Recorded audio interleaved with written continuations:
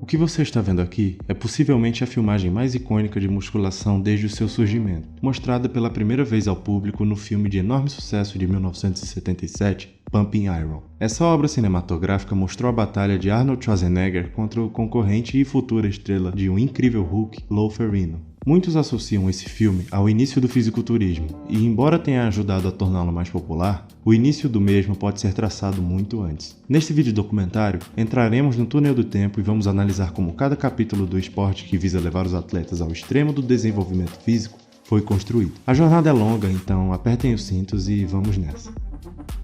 O treinamento de força tem sido parte da civilização humana durante séculos, evidenciada por ferramentas de treinamento antigas como halteres e o clube indiano. Olhando para antigas estátuas gregas, é perceptível que eles possuíam um grande conhecimento anatômico, o que fica evidenciado nas estátuas esculpidas com uma precisão quase que divina, representando corpos humanos em sua forma mais idealizada. As esculturas eram mais do que apenas manifestações artísticas. Eram a representação física de um ideal estético que procurava a harmonia e a proporção em cada linha e em cada curva. As estátuas, assim como os atletas de fisiculturismo, são a representação física de todo o potencial humano. Em 1896, o levantamento de peso fez sua estreia nos primeiros Jogos Olímpicos modernos, e esse palco central ajudaria a impulsionar como esporte internacional, levando as primeiras academias a incorporar o levantamento de peso em seu mandato de treinamento. Foi também nessa época que o pai do fisiculturismo, Eugene Sandel, emergiu.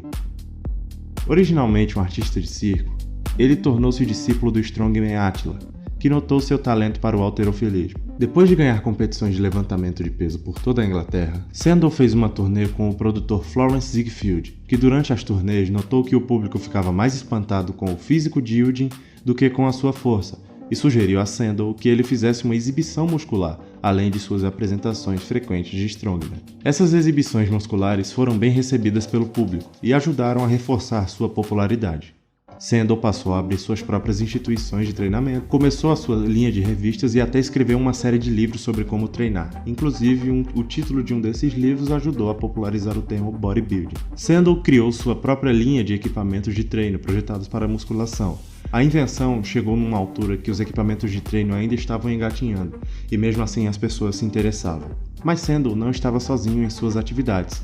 Em 1899, McFadden lançava sua revista de cultura física, que rapidamente vendeu algo em torno de 100 mil exemplares mensalmente. Ao final do século XIX, também viu o surgimento de vários outros notáveis atletas de força que avançaram na musculação à sua própria maneira. Talvez o mais significativo deles tenha sido Jordan Hackenschmidt, que é famoso por ser o criador do Hack Squat e do banco de supino, que trazia benefícios para os atletas ao permitir maior amplitude de movimento, trabalhando a musculatura de forma mais extensa. Em 1901, Sandel realizou o primeiro torneio de musculação no Royal Albert Hall, em Londres. O evento levou cerca de 3 anos para ser planejado, e o prêmio era cerca de o que hoje equivaleriam a $5.000. O início do século XX marcou um avanço acentuado no desenvolvimento entre os fisiculturistas. Graças a métodos de treinamento e equipamentos mais estabelecidos, o treino também começava a tornar-se mais acessível, evoluindo de um número circense para uma categoria respeitada. E ícones do fisiculturismo emergiram, como Charles Atlas, aparecendo em famosas campanhas publicitárias. Mas foi o aluno de Sandel, Francis X. Bushman, quem fez o maior sucesso como um ícone físico daquela época. Ele se tornou um dos mais famosos astros do cinema mudo da América, por seu físico que chamou a atenção dos produtores de filmes da década de 1930.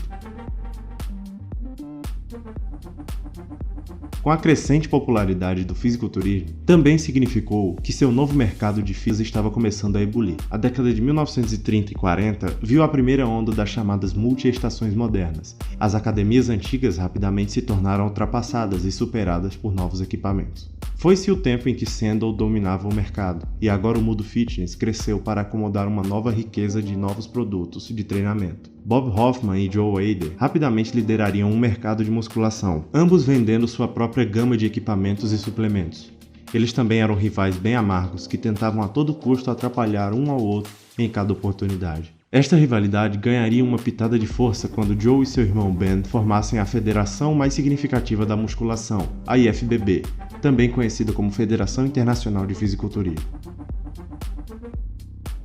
A década de 40 viu um aumento exponencial no fisiculturismo competitivo, de forma internacional. iniciado pela primeira competição denominada Mister América em 1939, que foi organizada pela União Amadora de Atletas. O evento tornou-se cada vez mais competitivo ao longo das décadas de 40 e de 50. A primeira onda dos verdadeiros campeões de fisiculturismo surgiu com Steve Reeves, que usou sua visibilidade do fisiculturismo para iniciar sua carreira de ator. Com torneios cada vez mais acirrados, entendia-se que novos métodos mais extremos de preparação física deveriam existir. Aí que os esteroides aparecem. A história de quando os esteroides anabolizantes começaram a ser usados na musculação é obscuro. A maioria dos relatos dizem que começou no Campeonato Mundial de Halterofilismo em Viena, no ano de 1954. A equipe russa de halterofilismo teria usado e obteve um grande feito e ganhando a maioria das medalhas de ouro da competição. A testemunha disso foi um médico americano e ávido levantador de pesos, Dr. John Ziegler. Depois de ouvir que a equipe russa estava usando testosterona, ele começou a experimentar quando voltou para a América, concentrando seus esforços no Yorker Burger Club, incluindo o fornecimento de testosterona aos membros do clube. Ziegler começou a trabalhar com a equipe farmacêutica Ciba para ajudar a desenvolver e testar o seu novo e refinado esteroide, o Dianabol. Ciba Farmacêuticas começaram a vender comercialmente o Dianabol em 1958 e não demorou muito para que os esteroides fossem incorporados no fisiculturismo. Na década de 1960, as competições Mister América e Mister Universo estavam se tornando notoriamente competitivas. Eles batalhavam para tornar o seu título mais prestigiado. Bob Hoffman desempenhou um papel importante na criação do maior prêmio, mesmo que indiretamente, pois quando anunciou que a UAA iria proibir a entrada de todos os atletas que competiram na IFBB, Joe e Ben reagiram a isso lançando um novo título que prometia muito prestígio para atrair os fisiculturistas, o título de Mister Olímpia. Em 1965 ocorreu a primeira competição de Mister Olímpia. Larry Scott foi consagrado o primeiro vencedor, e no ano seguinte, o Mister Olímpia lutou para tornar-se a competição principal do fisiculturismo. Mais pra frente, o vencedor do prêmio seria o carvalho austríaco, Arnold Schwarzenegger. Durante sua carreira de fisiculturista, quando Arnold se mudou para a América e começou a treinar na Gold's Gym, começou a subir rapidamente nos rankings de fisiculturismo, ganhando inúmeros títulos de Mister Universo. Arnold venceu seu primeiro Mister Olímpia em 1970, embora o famigerado Olímpia de 1971 tenha visto Arnold vencer sem oposição. Mas não se engane, as seguintes competições do Mister Olímpia o veriam competir contra fisiculturistas de classe mundial, como Franco Colombo, Frank Zane e Sérgio Oliva. Mas era sua vitória no Mister Olímpia de 1975 o que seria o tema principal de Pumping Iron, um documentário que iria mudar o fisiculturismo para sempre. Lançado pela primeira vez em 1977, retrata a rivalidade de Arnold Schwarzenegger com Lou Ferrigno, quando ambos se enfrentaram no palco do Mister Olímpia de 1975. O documentário deu ao público uma visão real do estranho e vibrante mundo do fisiculturismo. Arnold passou por cima de Lou Ferrigno e também de outros grandes atletas do fisiculturismo, como Sérgio Nobré e Franco Colombo. Mas sua vitória no campeonato se tornou pálida em comparação ao enorme sucesso de Pumping Iron, se tornou instantaneamente aclamado pela crítica e ajudou a trazer a musculação para o mainstream. E Arnold se aposentaria oficialmente do fisiculturismo no Mister Olímpia de 1975. O fisiculturismo ganhou reconhecimento mundial após o lançamento do documentário, mudando a percepção pública sobre o esporte. A introdução da competição Miss Olímpia em 1980 permitiu que mulheres fisiculturistas competissem em um grande palco. A evolução do fisiculturismo continuou ao longo do tempo, trazendo não apenas mudanças nas competições, mas também na percepção pública e na abordagem em relação ao esporte. Com a expansão das categorias de fisiculturismo, surgiram novos desafios e competições diversificadas.